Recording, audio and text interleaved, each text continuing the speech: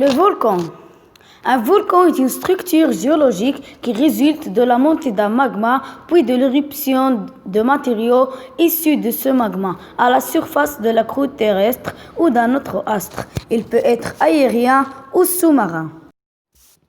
Un volcan est formé de différentes structures que l'on retrouve en général chez chacun d'eux. Premièrement, on trouve une chambre magmatique alimentée par du magma venant du manteau et jouant le rôle du réservoir et le lieu de différenciation du magma. Deuxièmement, une cheminée volcanique qui est le lieu de transit privilégié du magma de la chambre magmatique vers la surface. Troisièmement, un cratère sommital ou débouche de la cheminée volcanique. Quatrièmement, une ou plusieurs cheminées volcaniques secondaires partant de la chambre magmatique ou de la cheminée volcanique principale et débouchant en général sur les flancs du volcan. Cinquièmement, des fissures latérales qui sont des fractures longitudinales du flanc du volcan provoquées par son gonflement ou son dégonflement. Il existe de différents types d'éruptions volcaniques. Premièrement, on trouve des éruptions explosives. Les volcans explosifs ou les volcans gris aux éruptions explosives qui émettent des laves pâteuses et des cendres sous la forme de nuées ardentes ou coulées pyroclastiques ou de panaches volcaniques. Ils sont principalement associés aux phénomènes de subduction comme les volcans de la ceinture de feu du Pacifique.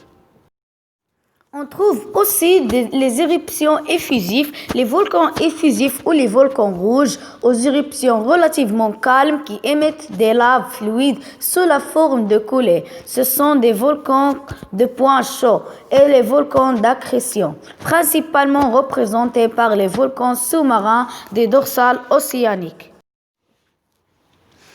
D'après le modèle de la tectonique des plaques, le volcanisme est intimement lié au mouvement des plaques tectoniques. En effet, c'est en général à la frontière entre deux plaques que les conditions sont réunies pour la formation de volcans.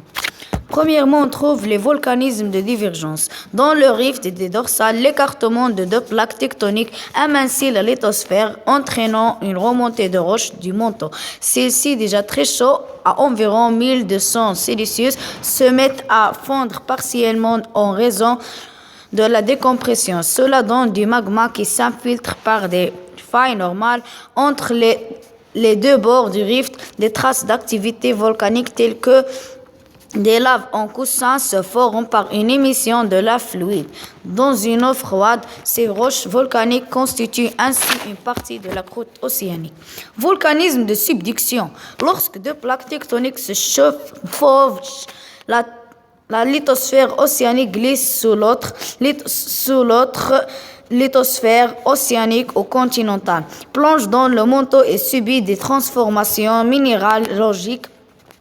L'eau contenue dans la lithosphère plongeante s'échappe alors et vient hydrater le manteau, provoquant sa fusion partielle en abaissant son point de fusion.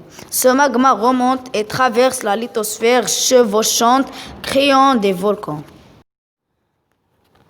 Volcans sous-marins. Les volcans sous-marins sont les plus nombreux sur Terre. On estime que 75% des volcans et des matériaux ignés émis par les volcans le sont au niveau des dorsales océaniques. Les volcans failles se trouvent une grande majorité de long des dorsales océaniques où ils émettent des laves fluides. Ces laves soumises aux eaux froides comprises entre 1 et 2 degrés Celsius et à la forte pression prennent la forme des boules. Ce sont les pilolava. Maintenant, on va voir la relation entre les volcans et la tectonique des plaques.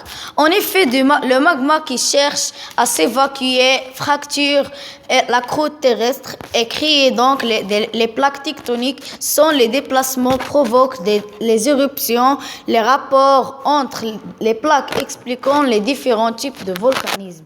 Le volcanisme résulte des rapports entre les plaques tectoniques.